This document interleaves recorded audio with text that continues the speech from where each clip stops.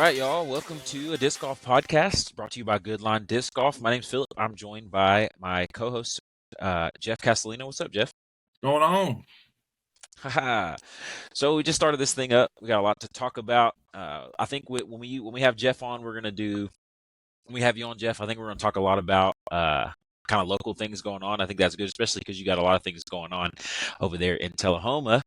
Yeah, that's But for before sure. we get into all that, I want to kind of look at the overarching stuff that's going on in disc golf.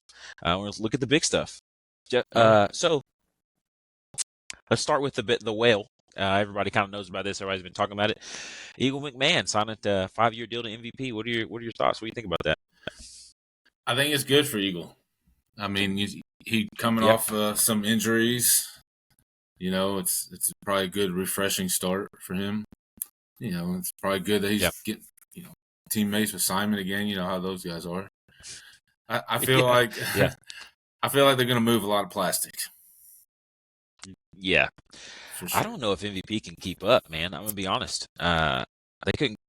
It was hard. They had a hard time keeping up with just Simon, and now they got Simon and Eagle back together. Like again, I think that's good, but I don't know if they're gonna be able to keep up with the demand that they're bringing themselves. But I think that's. I mean, it's good, but who knows? Yeah, I think they're gonna do all right with it. They got to be prepared for it. I'm sure they wouldn't make the big signing if they didn't. Well, I don't know if you've seen this. I know on the retailer end, MVP actually sent us an email, kind of asking some questions as they were preparing for the next year. They asked some questions like, what kind of disc have people been looking for? What do you think will sell? Kind of thing. They sent us a little bit of a survey, so maybe they're prepped, maybe they're ready. Did you get a chance to look? Did you get a chance to watch the video? That like the reveal of him being signed? Yeah, when it was the Simon, I guess it started off with Simon. Is that the one you're talking about? Yeah, that's what I'm talking about. How do you? I mean, I think I looked at that. It was pretty good. It was neat. I think what am I trying to say? I think that they did a really good job of the lead up, and then they kind of threw us all off the scent because they had the Instagram where they posted multiple pictures, and then it said like new disc release basically coming, and so everybody kind of thought Eagle is going to be MVP, and then as soon as everybody kind of thought, okay, now they posted the picture. They said it's going to be a disc release. All this build up for a disc release. They threw us off the scent, and then boom, Eagle was in the video with Simon. Right. Disc golf companies, I think they're getting a little bit better. It doesn't help much when, and Simon's videos, he's always doing some kind of unboxing. If you see that. And so I could see how that can be, a good way to mislead everybody. Yeah, for sure. I want to know this, and I will never know the answer to this, but I really do want to know what the numbers look like, because we know Simon's got $1 million, Paul's got $1 million, Ricky's got $1 million. Do you think this Eagle deal is $1 million deal? I'd say it has to be close. I think it would have to be close. We may never know the actual numbers, but I think that it has to be close. But it's kind of tough, like when you're like, when you're the face of a company. When he was the face of Discmania, and then to up and leave, there's got to be something, better on the table for him to want to do that. Yeah, unless he just wanted that fresh start. That could be the case, but I'm just thinking, man, like I agree with you. I'm the face of this company. I'm kind of this hot shot, like the Golden Boy. They're trying to make disc, with my name on it and things like that. And I mean, you got to think it's got to be close to $1 million. But if I'm MVP, of course I want to do anything that I've got to do to kind of make this happen, because I think it's a good move by them. But at the same time, you're signing an injured dude. He's still injured. He can't throw with his right hand right now. Yeah. So, and maybe that's why it's only a 5-year deal, not something super long term like a 10-year that Simon signed. Yeah, that could be the case. I'm sure they do good business, so I'm sure they have good business decisions. True. Sure. And honestly, he doesn't really have to perform well for them to make money off of this, at least this year anyway. So all right. Right. Let's look at some of these other guys. Let's look at the Discmania thing. So now Discmania players have become MVP players, and now you've got the Prodigy players have moved to Discmania. Let's start with Alden because he got the 2-year contract and he's a local, and then we'll look at Gannon. Have you ever got the chance to watch Alden play live, or what do you think about Alden as a player? I mean, I don't. I've seen Alden just on coverage. He seems like a good kid. I mean, he seems pretty tight in that group. Him and with Gannon, and I think even Gavin, who's on Discmania, and they all travel together. So it was kind of like the writing was on the wall already. Yeah, I think everything kind of But was leaked or I mean, it's a good speculated. move I for think you're right. him. I don't think right. And I don't know. I don't know if he. It seemed like a lot of some players, because there's even another one that we didn't have notes on that we can talk about too. But it's almost like Prodigy was at a dead end with some of them, and they're like, well, we don't want to go further, or we don't want to make your contract better than it already has been in the past. And so, those guys got to continue to grow. They got to continue to survive on tour. So, I mean, they got to make their business moves as well as the companies do. For sure. But that's just my thoughts. I wish I could. For sure. I wish I had more of an inside knowledge, like because I was on tour or something like that, but I never was. So it's like all that is just like what we can speculate. Absolutely. I think I agree with you. It's definitely we can just speculate on things. I think ultimately this is the time of the off season where buzz kind of starts being formed around these different players and kind of what they're going to do. And I start getting back on disc golf. But before, the off season, everybody is just kind of like you were in a lull. But now it's kind of ramping up back towards disc golf. And Right. this is how they do it, right? They generate buzz by signing players. I think personally, Alden. When I think about Alden as a player, look, it's a couple things. He's a Southern dude. He's got a great reputation around here. I think he's got the best disc golf vlog around right now. Like you said, they're a tight knit group there. Him and Gannon and Gavin and Ezra Isaac Robinson. Right? I think, yeah, absolutely. And so, honestly, I think that whole crew. You got Gannon and Isaac, who are really good players, but I think Alden is to blame for some of their kind of success and some of their kind of fandom because of his YouTube channel. His content that he puts out. Yep. I hope it pans out for him. I want to snag one of those mutants. All right. Now let's shift to the other. We talked about this guy a little bit, and you've got firsthand experience with this guy, Gannon Burr. I wish I had firsthand experience. My kids, on the other hand, they played with him. So, well, more specifically, my middle child, Corey. They competed in Junior Worlds. I want to say in 2016, 2015, 2016, somewhere in there. It was up in Wisconsin. And like the only time throughout that whole tournament that I saw Gannon was during the final 9, with him playing with my son, because I was playing that Worlds as well. So that was a pretty cool Worlds experience for me and my boys, because it was we were pretty close at the time. We were living in Pensacola, Florida, so we were close with Madison Walker. And at the time, her and Paige Pierce were touring together, so we got close with Paige as well. And so the boys, Paige and Madison were caddying for the boys that week, and getting them to their courses while I went and played my round at different course. It was back then we played 5 rounds, 4 different courses, whatever.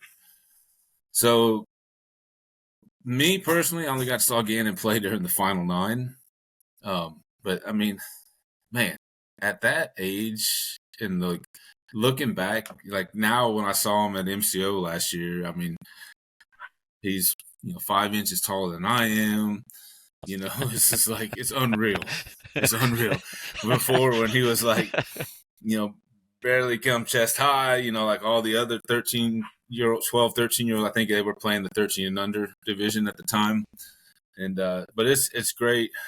It's great seeing like Gannon's success. It's great seeing Zach Arlinghouse's success because him and Corey and Zach were pretty close at that during those times. They always look forward to every year getting back to Junior Worlds and reconnecting.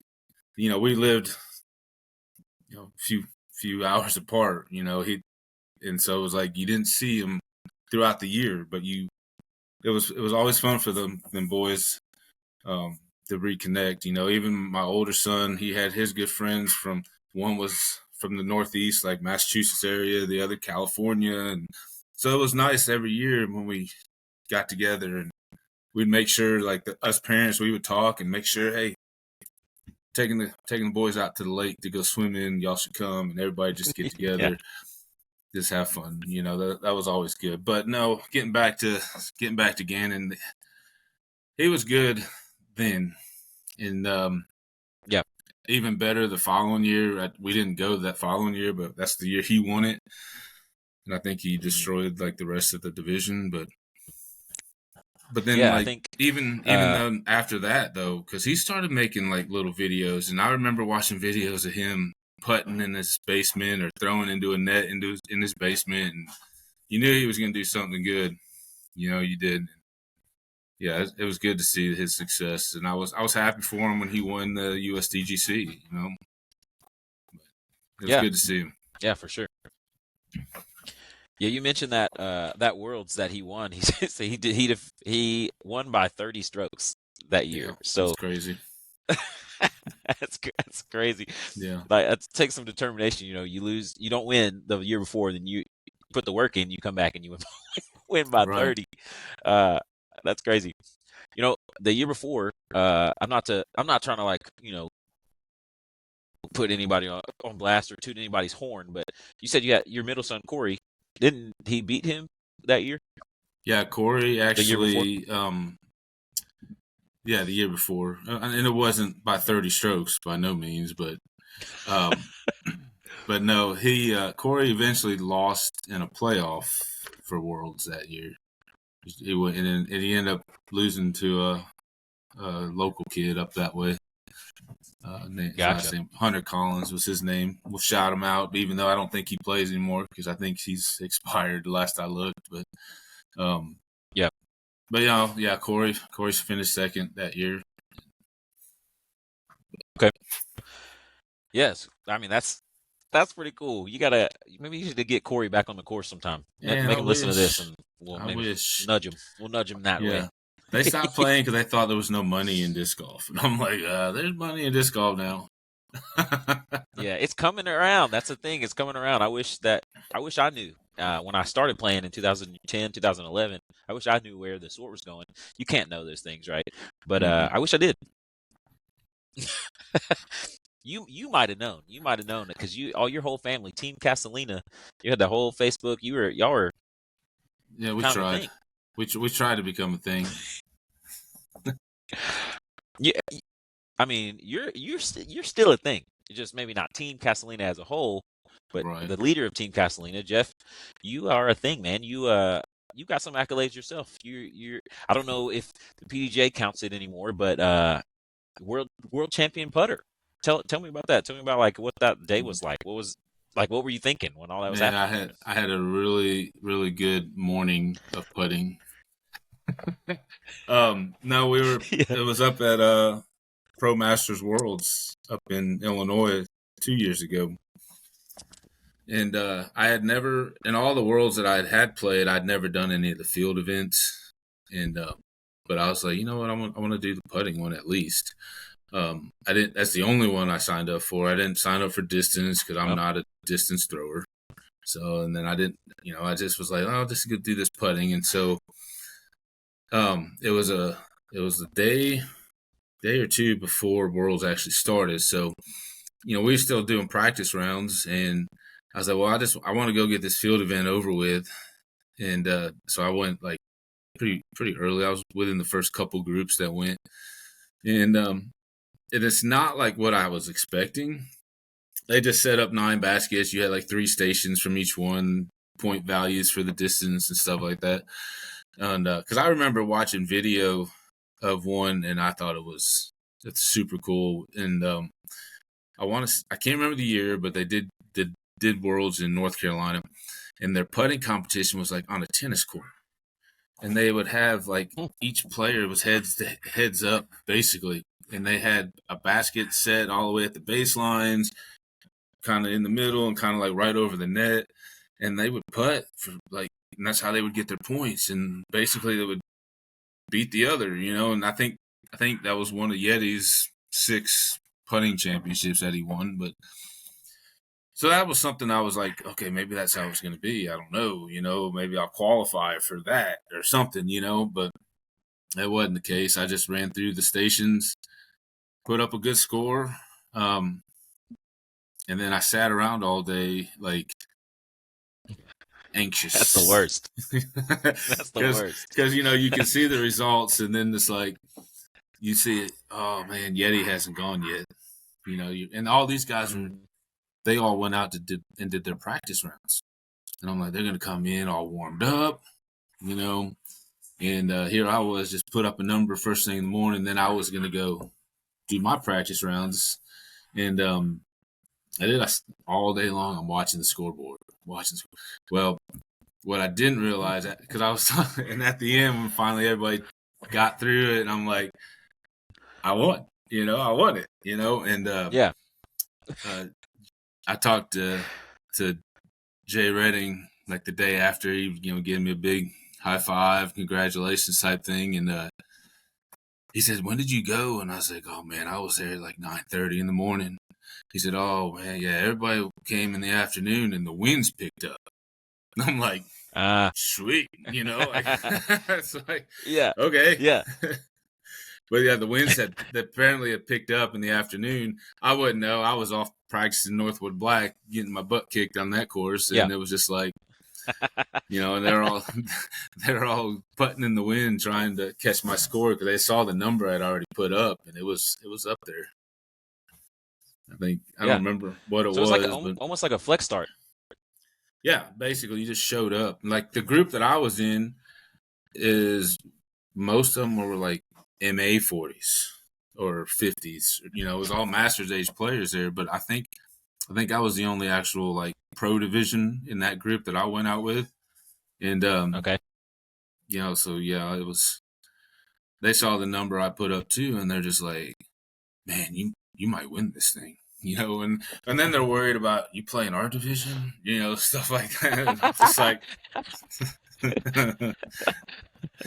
But no, yeah, you show up, you check in, and you kind of wait around until a group of 4 or 5 get there, and then you just go. They give you a little scorecard, and run your 9, the 9 holes, and turn it in.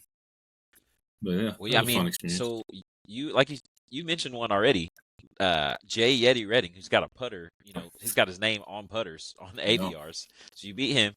You beat Steve Rico, who is the founder of Gateway Disc. Legacy. So that's Legacy Disc. Legacy, that's right. I said Gateway, my bad. Legacy Disc.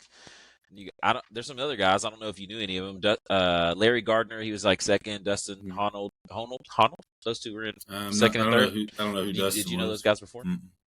I was familiar with Larry just because he's a Team Westside guy. Never met him in person though. Yeah. Gotcha. I know Fellberg was in that field too. I mean, there was a lot of big names that I was like sweating as the day was going on. I'm like, man, when are they going to go? Yeah.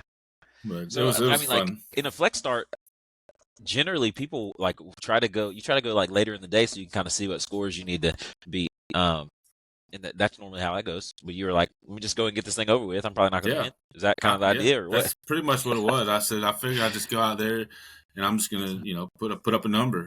and see how it holds up. And it held up the entire day. Like once I turned my scorecard in, it stayed at the top, and I was just sweating it. Like I said, I was just watching and seeing who all went, and Yeah. yeah, it was good. It was funny. I know Jennifer got a kick out of it. Well, I'm sure she did. She was Jennifer was like basically your manager for a little bit, trying to selling us those MP40 World Champion discs. You know? Yeah, She was running it. she did good with that.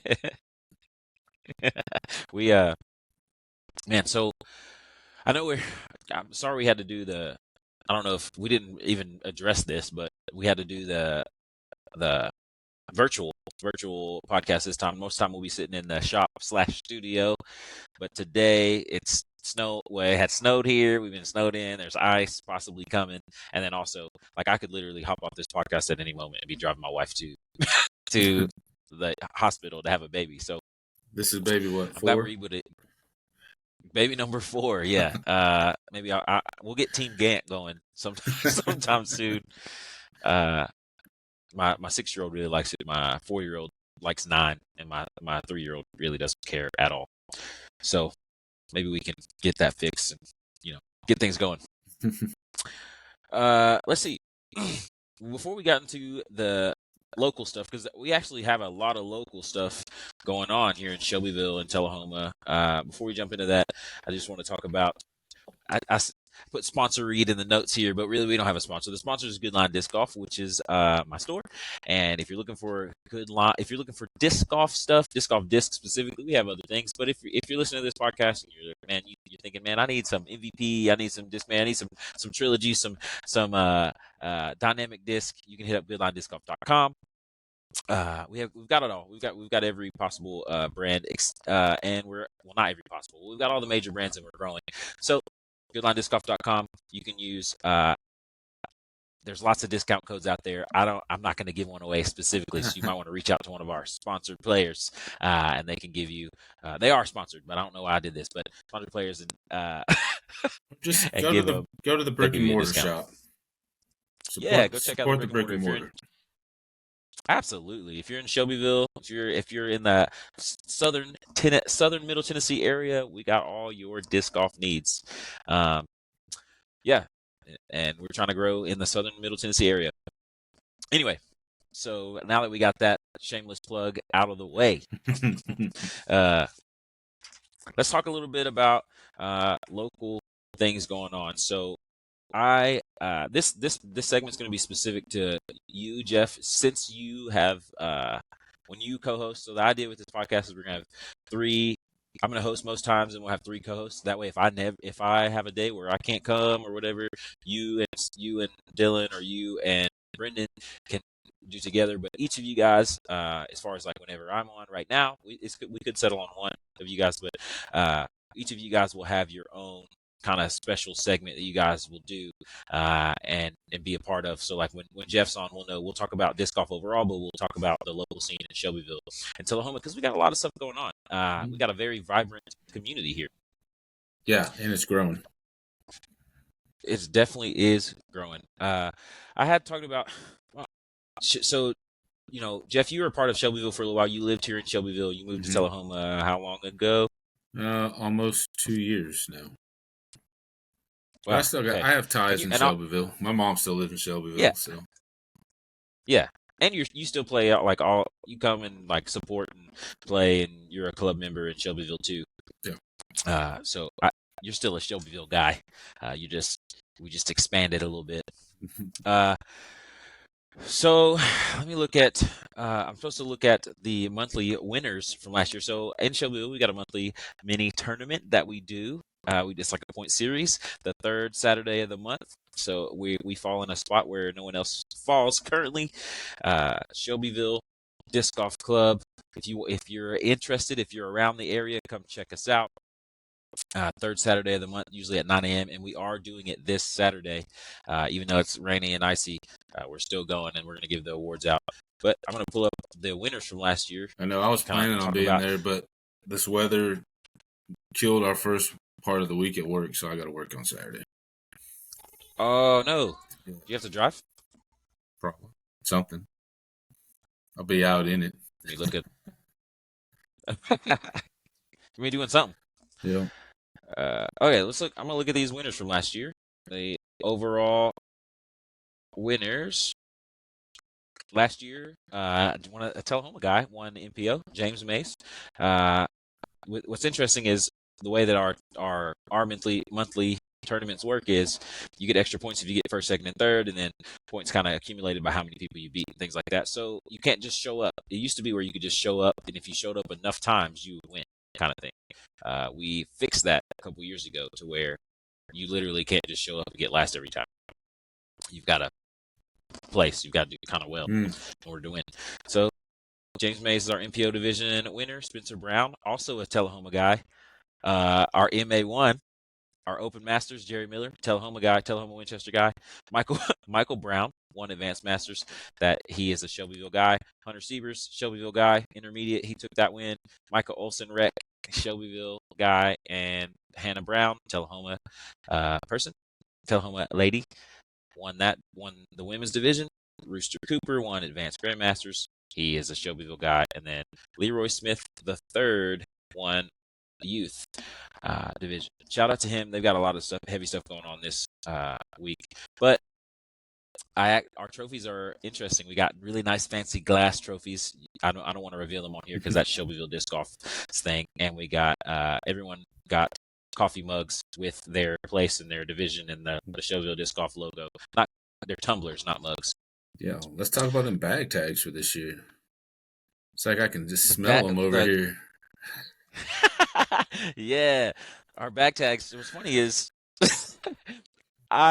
Falling Putt, shout out to them. They had this like design kind of on their website, and I looked up, I saw it, and I was like, man, that'd be kind of fun to do. Maybe do an air freshener bag tag, because normally we do, the straightforward kind of square bag tag with the cool logo. And I got to talking to some of the younger guys in the club, and they said that would be awesome. The older guys, if you're 40 plus, were like, I don't know. Don't know about that. Everybody's going to have them on their rearview mirror. That's all it is. They'll never forget them when they come to monthly. That's what I'm thinking. I think you can put it in a fun little spot, and people will think it's like you said, you hang it in your car. People won't even think twice about it. Right. Yeah, I'm gonna throw a picture on here. Like whenever I'm gonna throw a picture on here so everybody, if you're watching on YouTube, you can see what we're talking about. But it literally looks like the air freshener tree. But yeah, it's good. We have lots of tournaments this year, so it's gonna be a fun like balancing kind of tournaments in Tullahoma and Shelbyville. But I think we're gonna be able to work that out super well. Mm-hmm. You guys already have things, and we'll talk about y'all's schedule in just a second. But the only two that we have on our calendar for this year that are for certain, that have already been kind of put in, is the Shelbyville Freeze that's coming up on the 27th, and it's just aptly named. It always does something crazy or stupid with the weather around that time. And then we also have the throwing for the Cause tournament June 22nd, and that's our big fundraiser that we use to raise money for different things. Last year we raised it for the department. Oh gosh, CDC, the Childhood Development Center. No, Center for Family Development. Center for. Oh, I missed. Oh gosh, you're there. Formerly known Child Development Center, but now it's like a Family Development Center. And it's good for. That's helping people like cognitive development and things like that. So what about y'all's like the Urban Eagle and stuff? Is that just something like if those clubs at the school reach out to you guys and then you'll throw it? No, we're working on Urban Eagle. We have March 23rd set aside for the Urban Eagle. That one will happen. I've got my eye in the background. We got that one will happen. We haven't sanctioned it yet because we're just making sure all the master calendar is clear, because that one happens. It's a 10 course and urban course set up at the high school, and you've played, fun. You've been a part of that. Yeah, it's a blast. It's definitely a blast. And that's we do 2 courses at the high school, and this course is the one. It's like the hardest / uses the most bleachers and things like that. The most unforgiving winds that day too. Yeah, every year we got crazy wind on that Mm-hmm. day. If you're watching or listening and you played in that tournament, you know exactly what we're talking about. It's like it's impossible. It's impossible to get away from it. So yeah, that's March 23rd, May 4th. Uh, May 4th, we're working on a May the 4th tournament because Anthony Caldwell, shout out to him. Uh, he's our he is our secretary, but that dude is like a driving force. Like that dude is. I love Anthony because he is. Someone posted on our Facebook that he's deliberate, and he was like, "I hope that's a compliment," but he is. He's very. He's deliberate. I read that. Yeah, He's I read that very. too. He really was like, "Man, is that a compliment?" I think it is, but he's like no nonsense, straightforward guy that's gonna get things done, and I love having him on board. The board in Shelbyville makes it really easy to be the treasurer. I know a couple years ago when I first got handed the treasurer job or voted in to be treasurer, I was kind of worried. It's a lot of work, a lot of things to get done, and now we've got a good group that takes the load, so it's not just on me. Right. Yeah, I don't want to like jump into our yearly calendar, but that's the first three that we got going on. And so if you want to know what else we got going on in Shelbyville, you can go to Shelbyville Disc Golf Club on Facebook. And that's Shelbyville, Tennessee, not Shelbyville, Kentucky. And you can see all the things we got going on. Some big things that we have, big things happening this year. A lot of people don't know about this, but it's big. So this first tournament of the year was to raise money for baskets. We have and we also had some donors to get baskets. We had enough donors to do 19 baskets. We just put this on Facebook, so I am not Wow. revealing it. Yes, some people didn't know. So we got 19 baskets coming to Shelbyville. So even the practice baskets getting replaced. So Are y'all being that's exciting. That's big news. brand specific? I might I think I might know a guy. Hey, I think that the guys voted, and I think they want to try the MVP, like black hole, like permanent ones, the ones that have like 36 chains. No, I got They want to try those, so we're gonna rock with those. I think that will add some uniqueness to Shelbyville because there's not really any courses anywhere that I know that has those. you. None that I'm aware of. Yeah, so not locally. So if you want to figure out what those baskets are like, they're gonna be some in Shelbyville. So there's that. That's happening. 19 new baskets. So the DGA Mach 2 and 3s are coming up out of the ground. River Bottom Park has been approved by the city, so that's getting put in by the city, and they're putting some pads down. So there'll be concrete pads or painted lines on the pavement that's already there. Those are going in the ground. That's exciting. So that means we're getting a half a course, like a 9-hole course extra in Shelbyville, and we're working on this. So we talked with the director of Parks and Rec about how we got new baskets for the park, and he immediately wanted to at least put 9 holes on the new property, at least.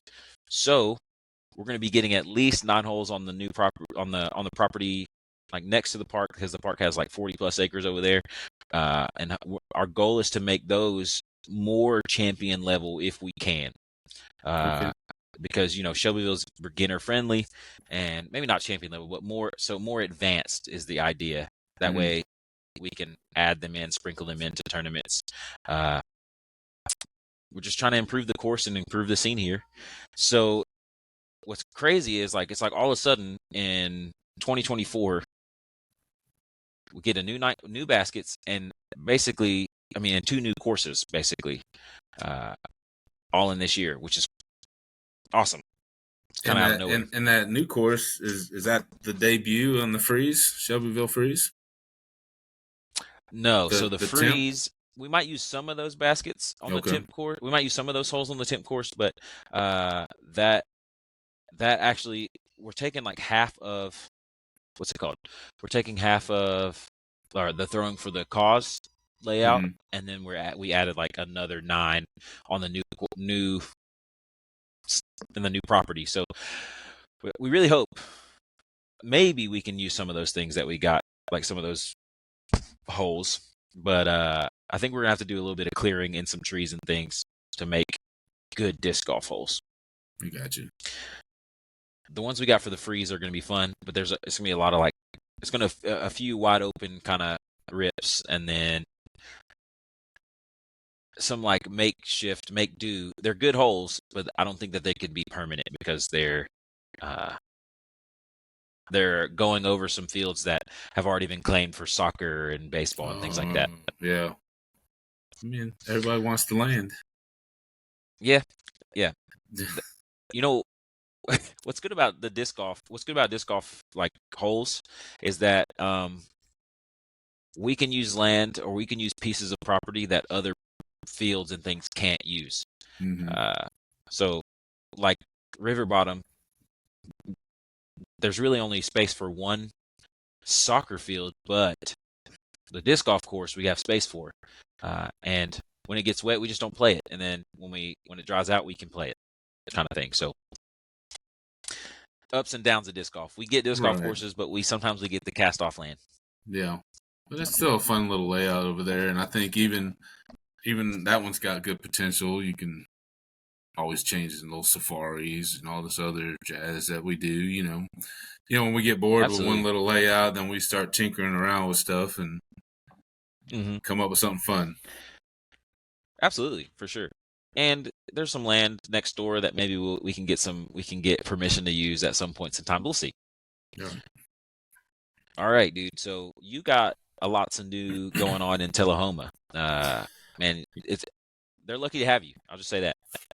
Yeah. So it's not so big of a chore. I mean, it's not like we're starting a club, or we call it an association, but from the ground up. So there was already bones established already, and it was just, and I don't know if it was because I've been down this road before when I lived in Florida, and kind of get a club rejuvenated again, because the guys that started it, they just get burned out, moved away, whatever, health issues, they don't play anymore, and stuff kind of just slows down, it just goes away. It's not like it was never there, just nobody's stepping up to run anything.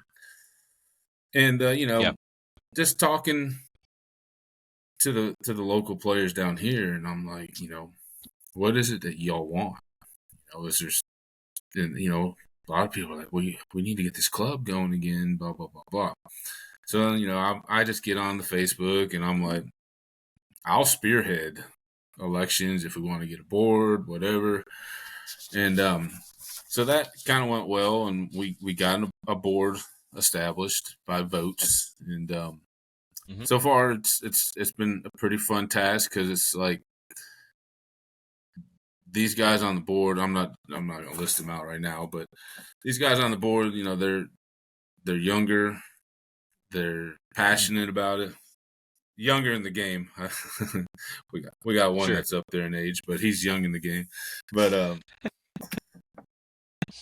they're passionate about it, and they're really, really going in this, with a full head of steam. And it was good to hear. Is it too taboo to kind of talk about why Tullahoma went downhill, and then why it's like? Well, here's the thing. I don't even know. I've only been to Tullahoma 2 years, and yeah. So then all you hear about, and then it's everywhere's got it. You got your I hate to use the word clique, but that's basically what it is. And you got your groups doing this and groups doing this and that, and there's no unity. And that's what I kind of gathered happened in Tullahoma, to where different little groups of people were doing their own thing. And I'm not saying they were doing their own thing in a negative way. It's just we could be so much better if we all just kind of worked together on this. This course could be so much better if we all just worked on it. We got 9 new holes that got put in with, a year or so ago, and they still need, cleaned up and worked on and stuff like that. But it's like, there's only a handful of guys that were doing it, and nobody would know about it until something else got brought up, and they're like, "Oh, well, we've been doing this," and and it's just like, well, nobody's asked for help. There's a Yeah, lot of people willing to help, get the course better. Um, sure. and so I mean, I just think organization will help build it up, and For so sure. it was one of those things where I was like, all right, well, I'll spearhead this if you want to do it, let's do it.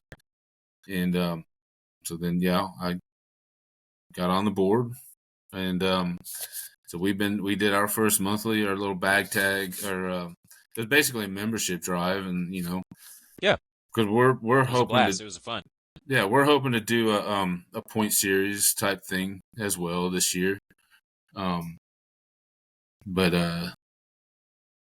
and we got some events already on the calendar, and Yeah, yeah. Let's talk about those. I saw your calendar a little bit. well, I got the first one's coming up quick. It's March the 30th, and it's Okay. called the Red Rock Open. And like I was trying to do some research, like, man, what would be some cool names, And I found that on Wikipedia when I just looked up, the city of Tullahoma. And Hmm. apparently Tullahoma in the Choctaw language means Red Rock. I'm like, well, cool. That sounds like a cool little spin off. That's cool. Yeah. So I'm like, I'm curious. Like, does anybody else know this? So who else read Wikipedia?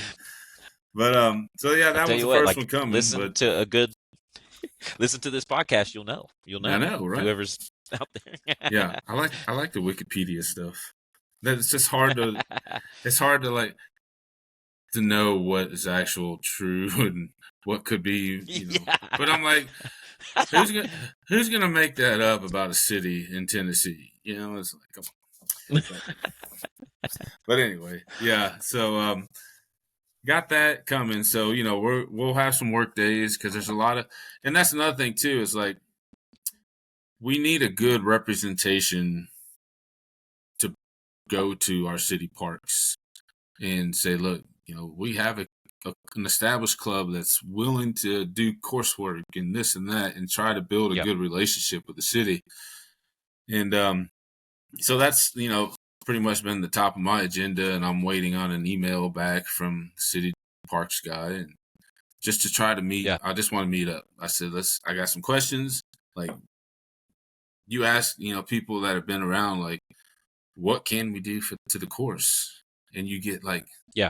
15 different answers from 7 different people, and it's just Right. like nobody knows for sure. And so I want to go talk to him and be like, give me some guidelines. Like, because, obviously Mhm. the biggest complaint out there are, oh, there's too many trees. Well, maybe we can get rid of some, but we can't just go Yeah. out there swinging axes and chainsaws and, cutting out Yeah. whatever we want, it still has For to, sure. Yeah.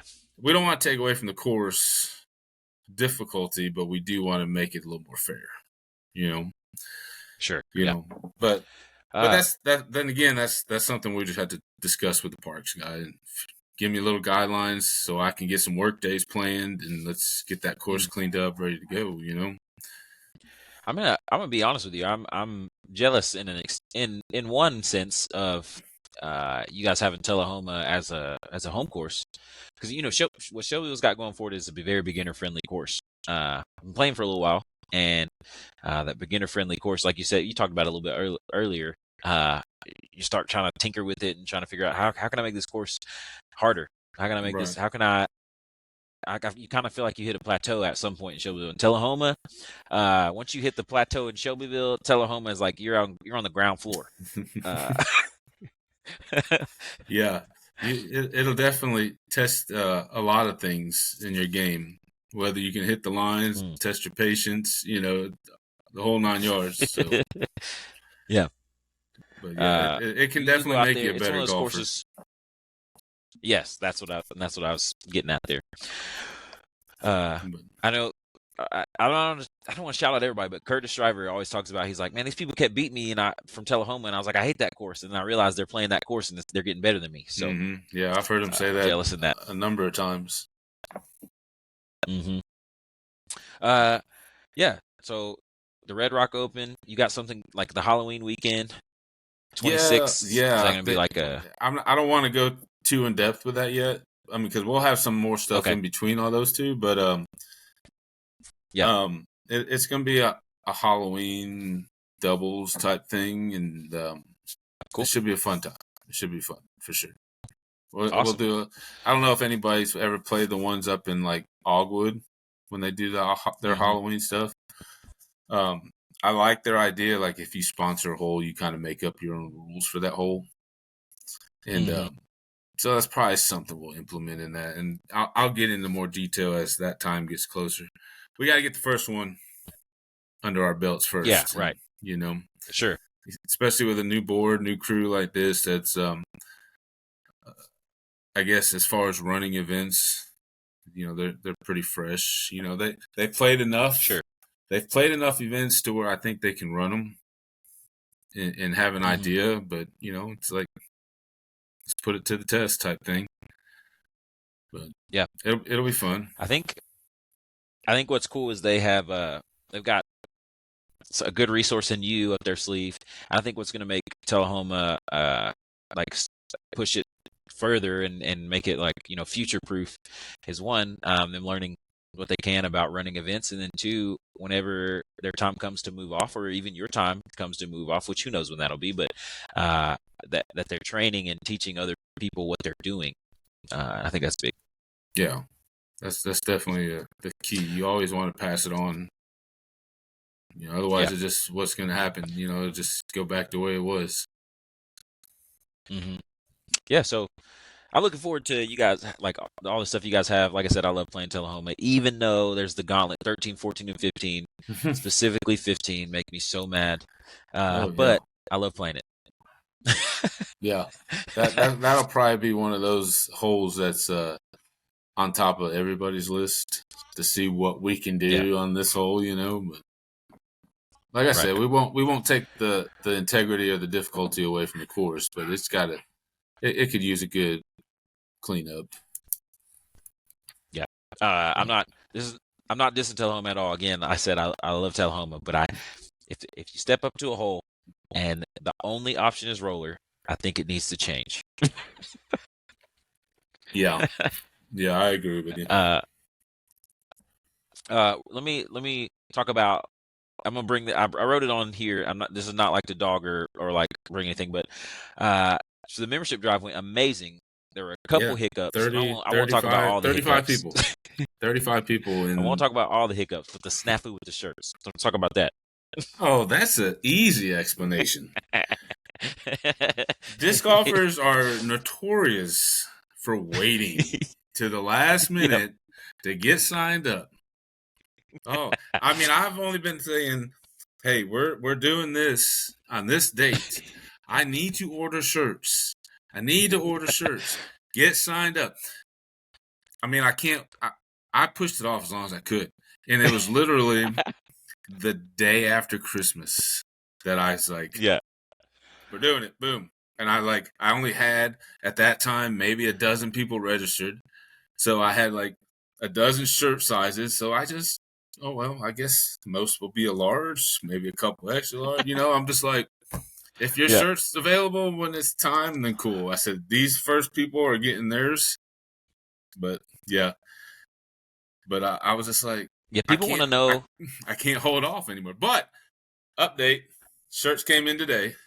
Let's So I go. will I will have them to pass out at the next monthly on the 3rd, which we have the first Saturday of every month. So Yeah. yeah, so yeah, We're the we got odd the shirts numbers. in. Shelbyville and Tullahoma are the odd birds. I like That's it. right. That's right. Uh, the you know the, running events. If you're gonna start running events, you got to know that people are gonna sign up super late, last minute. It's just gonna happen. They're gonna Yeah, text you and call you the night before the event and be like, "Is it too late to get on?" Every time. every I've done time it. it never I fails. try not It to, but I've done yeah, it. it never fails. And like I was telling somebody, like if there's an event, like even if it's a month or so ahead of time, and like I know it's gonna fill. I would much rather just sign up and then withdraw if I Hmm. have to withdraw. You know, it's just like Absolutely. and there's some events like if you're not on when as soon as registration opens, if you wait 5 minutes, you're on the wait list, and it's just Yep. nobody likes the wait list feeling. But yeah, even for something like that, you can only say so much, and at some point you got to say, okay, I'm putting the order in, and it just happened Yeah. to be the day after Christmas, and I knew the turnaround time was not going to be feasible, but Yeah. you know, it is what it is. We got shirts in, It is what so it is. if you got on the list, then you'll get your shirt next month. Right. If people ever wonder why that when you look at tournaments and they're like the first 50 people that sign up get this, this, and this, like planning for people is the hardest part of running events. So Mm-hmm. like just if you want to help out your local tournament director, you want to help out your local club, Yeah, try to commit a little more. and you know, especially like when we were doing this from basically scratch. You know, we had zero club funds before the first Yeah. monthly, so I mean, someone's got to pay the upfront costs. You know, Yep. and it was like get that knocked out and hope that we get enough people to get, you know, reimbursed or whatever. And it's just like same thing with any other event. You know, waiting to the last minute. It's like player packs need to be ordered in a timely manner. We're not going to have them in time. You know, Right. so it's Yeah. like that's why pre-registration is like important. You know, because it's like nobody wants to come out of pocket for, you know, $600-700 to get player packs right away. You know, it's tough to do Right. that when if it's your first event that you're running as a group. It's like you just don't have it.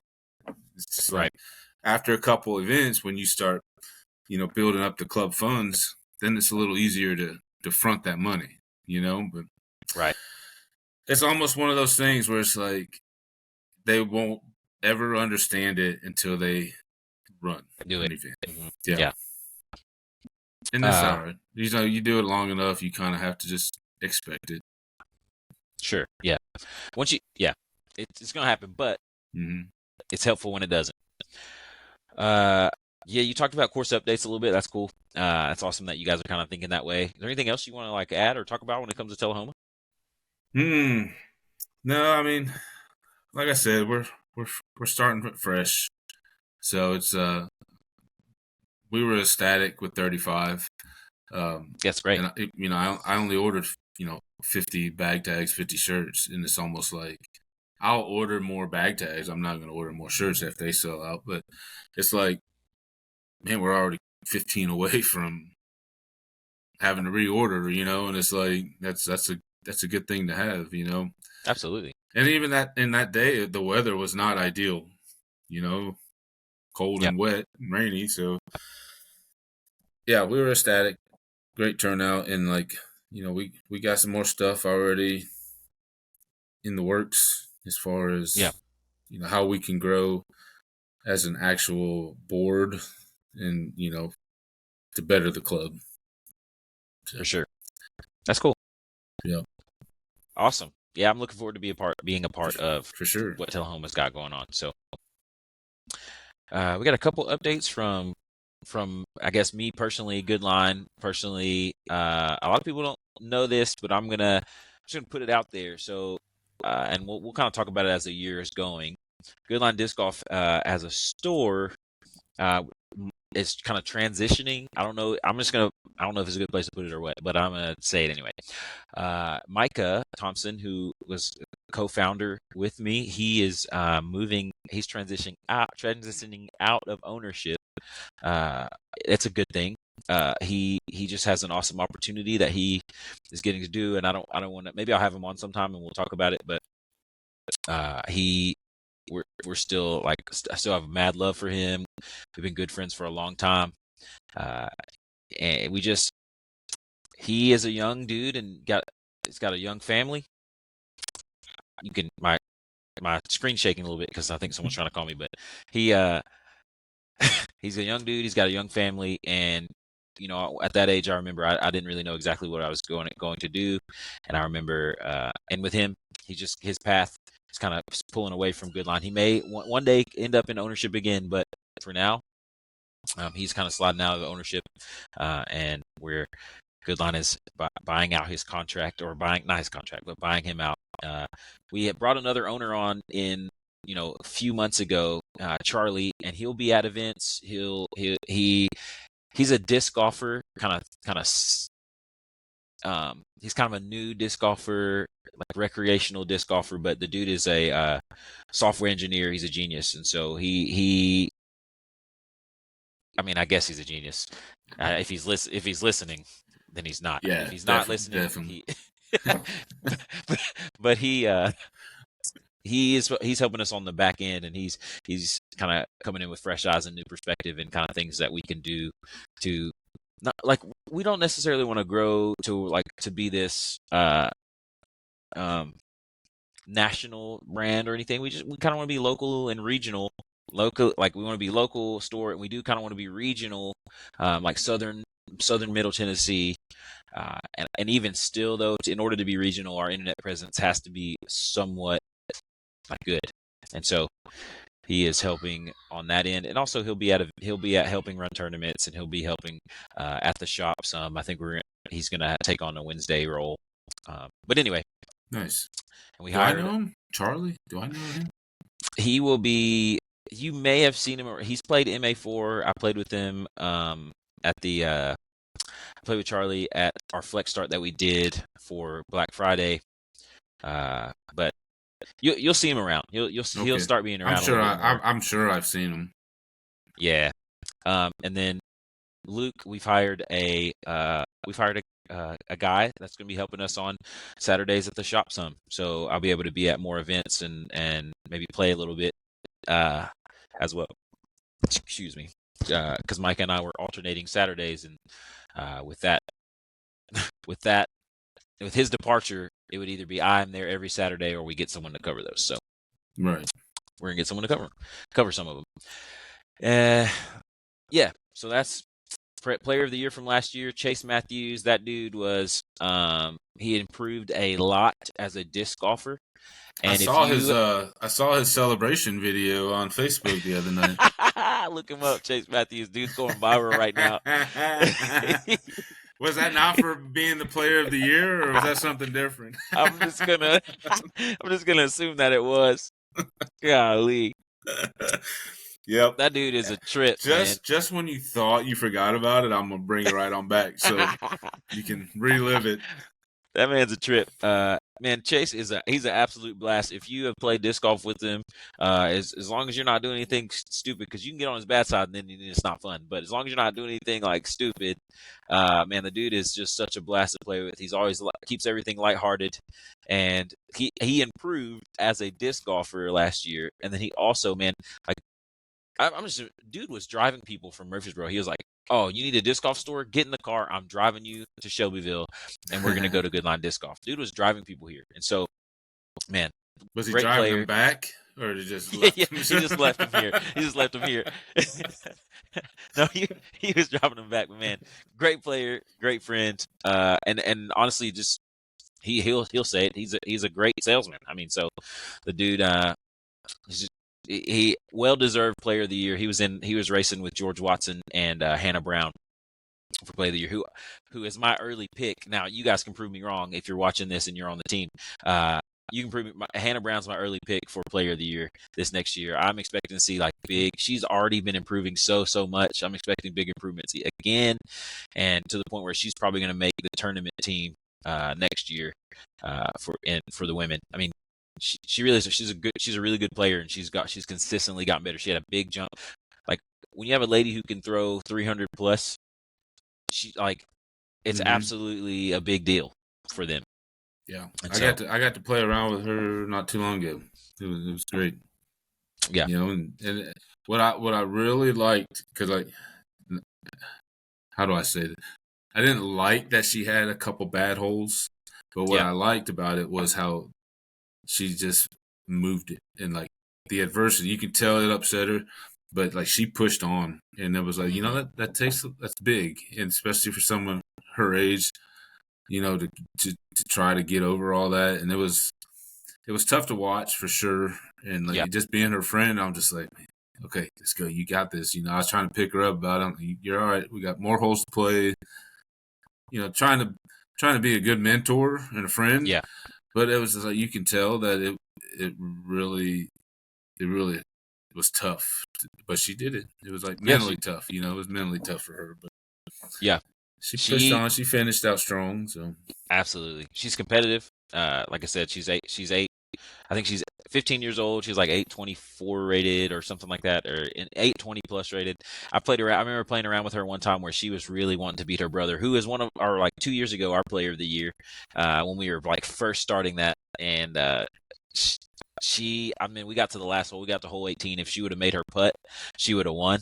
She would have beat him. This is her first time beating him, and she missed the putt. Spencer made his putt, and like I could see the fire in her eyes. Like she was she was absolutely like it tore her up, but also you could see like her drive. And so anyway, yeah. talking good about her. She's my So early pick. That's your pick, huh? That's my early pick for the Good Line Player of the Year 2024. She's got a good support system as well. Yeah. I don't know if you know the team. Good family, for sure. Yeah, absolutely. Great family. I don't know if you know the team, but if you wanted to put someone out there, Chase could repeat, I guess, because he I mean, George Watson. And what's the criteria based on? So it goes from tournaments played. When you play an A tier, you get like 10 points. When you play a B tier, you get 5 points. When you play a C tier, you get a point. It's something like that. I don't have the list out here with me.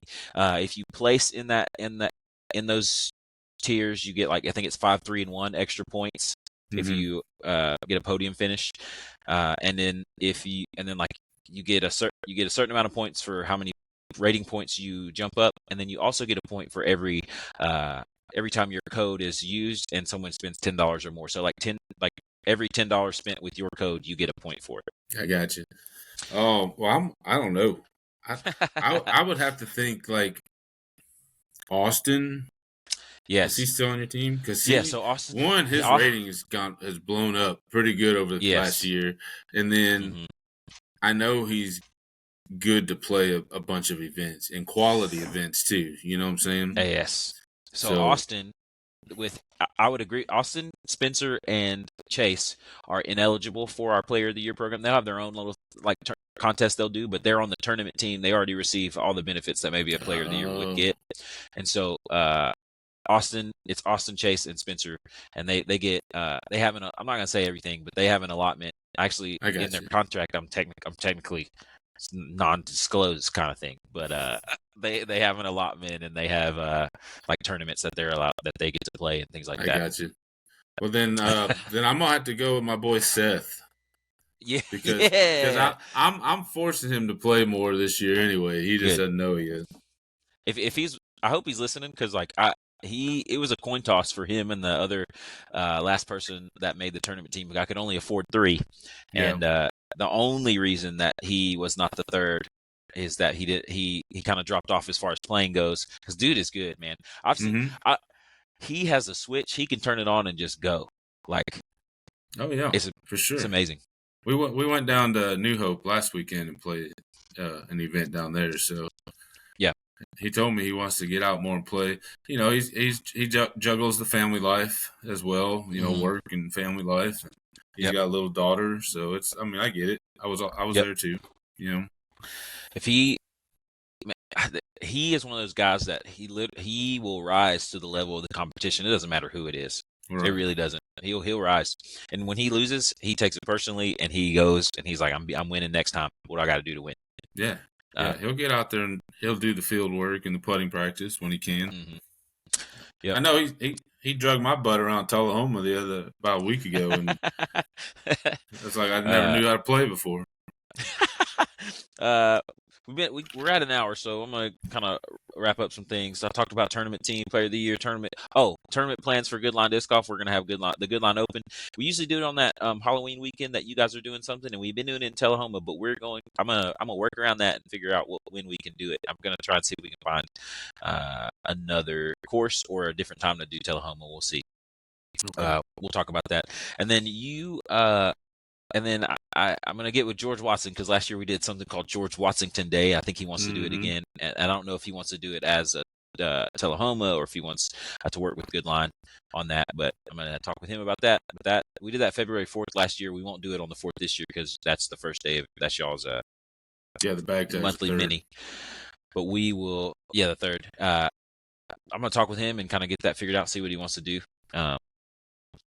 Because it was a fun time. Stock updates, stinking UPS. Nathan, if you're out there and you work for you're the Nathan that works for UPS that runs my route. I know that you had the option to run our route, but you took the day off. I talked to one of your coworkers and they told me. Yeah, but they should have someone that covers that route. So I think UPS was extra. They were being extra careful, and they're like, if you feel like you can't run your route, or if you feel like I can chime in on that. Okay. Because I've been there before. I mean, basically the guidance we got before when I drove for UPS was like, in this type of weather, if you can deliver it, and mainly they're looking at businesses. Like if you get up and down, see who's open, who's not open. If you can get off your truck, get off your truck. The side roads, were you getting it delivered to the store or your residence? I get things delivered to my house because I'm not at the store every day, and I don't want anything to get stolen. I get it. So, your street may not be good enough to drive down right now. So, yeah. And that's the one thing, they'd rather hold the box and not have to go pull a truck out of a ditch. Yeah, I get that. So hopefully I got an Infinite order coming in and an MVP order coming in. That should be here within the next couple of days. I don't think it's going to beat Lindley, my new child here, but if it does, that's great. Be looking on the website, looking on the Facebook for it. We'll wrap up with this. We got the top 5 rated players in Shelbyville. Ratings don't really matter too much, but it's always fun to kind of look at and see top 5 rated players in Shelbyville, top 5 rated players in Tullahoma. In Shelbyville, we got Seth Drain, 939, Philip Gant, 935, Jake Bolden, 922, Michael Wolf, 915, Justin Merlot, 906. So this is before people have renewed, if people are going to renew, and we can talk about that a different day when it comes to if the PDGA is going to keep people and if they're going to get numbers or lose numbers, whatever. But right now, as it stands, these are the active current players according to the PDGA. If there's anyone in this area that would kind of jump into one of these spots, who do you think it possibly could be in the top 5? In Shelbyville? Yeah, I'll say because you've been in Tullahoma for 2 years. I'll talk about this. Hunter Siebers has a good shot of jumping into this top 5 because you got Justin, who's 906. So really, you just got to get over 900. Hunter is definitely. You got to look at who branches out. Yeah, and because it's like Shelbyville as a course can be a ratings killer. Yes. So it's like who branches elsewhere and gets in rounds where they're more of a true rating, I guess. Yeah. Easy, simple terms, but I mean, I don't know. Yeah, there's something about Shelbyville. Shelbyvillians, they do kind of like their just stay here, and I think it feels good when to shoot 12 down. It does. Just to say I shot a 12. But I was kind of looking around, and I've kind of noticed like I've go to tournaments in other places where guys are kind of rated higher than me, and they consistently get to play with guys who are rated higher than them, like 1,000 plus rated, and they consistently play courses that rate better than Shelbyville. And so when I go to play those tournaments, I can't really look at ratings as much because generally speaking, I mean, I usually beat a good, not saying I win, but I usually beat a good chunk of those guys. I love, and if you're watching, I love you, but that happens generally. And I think it's hard not to be scared of the ratings, but at the same time, it matters who you're playing against regularly, and it matters what course you're playing regularly. So I agree with you. Branching out, if you want to get your rating up, you got to play some Tullahoma, and you got to play some, you got to get up into the Nashville. Yeah, Nashville area. Nashville area where you got higher rated players, more players. The word, I guess, is the I don't even know that the dang algorithm is for that, the rating Yeah, system. But I just know it's like the more players, it kind of decreases the, I guess the stroke difference. I don't know. And the then stroke obviously difference. Yeah, if you're playing with higher rated people, then that's good too. I get stuck yeah, sometimes where I'm like, when I'm down this way and like I'm the highest rated in the entire field, and I'm like, oh, yeah, for sure. I hate that, you know.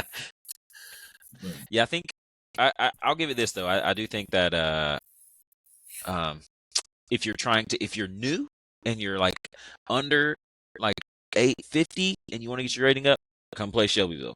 Because you're gonna get your rating up. If you're trying to get over 900 and stuff, you do need to get some other courses branched into.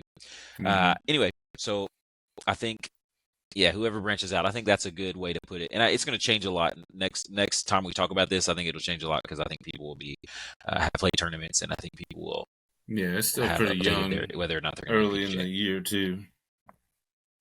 Yeah. Okay, top 5 rated players based in Tullahoma. No surprise, number 1 is Mr.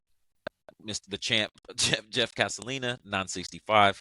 Chase Farler, 944. Spencer Brown, 924. James Mays, 913. And Will Street, 907. Chase may be a Winchester guy too. Not sure. Yeah, when you type it in PDGA and see where they're based out of, Does it come up Chase says Tullahoma? he's based out of Tullahoma. So, Oh, okay.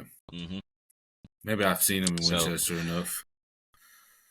But he does hang out with the Winchester guys. that kid's good. He is, Chase is good. and he's getting better. Yeah, He's he goes to getting school. better. He's taking He it goes more to school serious. and plays disc golf over for his college, and you know, Mm-hmm. he Fun fact gets about to his play. college: his college was the first college to get a scholarship athlete playing disc golf. So Is that right? that's true. Milligan, look it up. I know he gets to play Harmon Hills a lot, so he's that close. I guess that's where he goes to school over that way, and he's always talking about how Dickerson's always coming down there working with the team and all that. So I'm like, yeah, you're getting some good teaching going on. And you got a great course. If you never played Harmon Hills, definitely get out there and play it. Yeah. Yeah, that's probably one of my top 5 courses for sure. So yeah, he'll get better. Spencer will get better. Everybody has room to grow with it. So absolutely, I think after a bit of a drop off, James had a good year. He moved up to 913, so I think that that'll probably keep going up if he keeps playing Tullahoma because he does well at that course for the most part. Let's see, I'm thinking that if Tullahoma people that could crack this top 5, I think George Watson has the drive to do it for sure. Mm-hmm. For sure.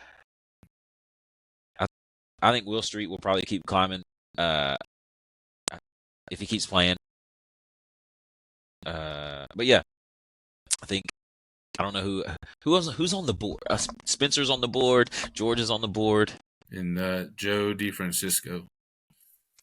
Yeah, I think he plays AM Masters, one of the 40s or 50s. So, ooh, I forgot to put this out there. I think Anthony Caldwell can crack this top 5. he's over 900. I think he can crack it. Oh yeah. Or Rooster Cooper. One of those two. It's always fun listening to those two and their little banter. It's a blast. Well, all right. Real quick, Jeff, as we wrap up here, I'm gonna look up one dynamic disc since you're sponsored by them. I'm gonna give you the numbers. Oh goodness! And you tell me what disc it is. Oh Lord have mercy! All right, I'll try my best. All right, I'm pulling it up. Right now. Let's see. We're gonna say, ooh. All right. In production, right? In production. Yeah. In production. Okay. In production. It's a tough one. It's a driver. It's 14, 5, -3, 3. And it's a DD brand? It's a DD disc. Give me the numbers one more time. 14, 5, -3, 3. There's not very many 14-speed discs that DD In has. fact, there's only one. There's only one in Dynamics lineup. And I'm really gonna scoot. I know. Hold on, because the Sheriff is a 13. Because that kind of fits that turn and fade. It's not the Breakout, is it? Is it the Breakout? Nope. Breakout is an 8-speed. I'll give you two more shots. Oh my goodness. I'm horrible. Obviously, I don't bag this one. You don't throw it. Yeah, because don't throw it. my 14 speed is a Destiny. So it's going to be comparable to that. What's it begin with? Give me the first letter. Destiny. I mean, I think it'll give it away. It starts with F. Oh, the Freedom? It's the Freedom. There you go. Yeah, I don't throw those. And that's an old school mold too. That one's been around for a while. Yeah. Do you have one? You have one I could throw sometime? I do not. I don't think I do. Okay. Yeah, because I think I have to order one at the shop. Yeah, my 14 speed would be the Destiny, and I'll tell you what, like it's crazy because I probably don't have a 14 speed arm anymore, if I ever did have it, you know. But it's like got a 6 glide on the Destiny, and I think that one's a 5 glide. You said, so I mean, it's like I get a little extra distance when I can get it right. If I can get it close to 14, I'll get the extra distance, you know. But I know I don't throw it with the way it's intended to be thrown. Just how it is now. I'm not a young chicken anymore, or spring chicken, or whatever you want to call it. A young chicken. A young buck. Yeah. All right. Hey, thanks for joining us, guys. We've been here for an hour, 17 minutes, or something along those lines. Thanks for joining us. We'll be back here again next week with a disc golf podcast. Jeff was one of our co-hosts. And then Philip here, one of the co-hosts. Hopefully we can keep this thing rolling, and you guys keep tuning in. That's right. Appreciate y'all. All right. Have a good one.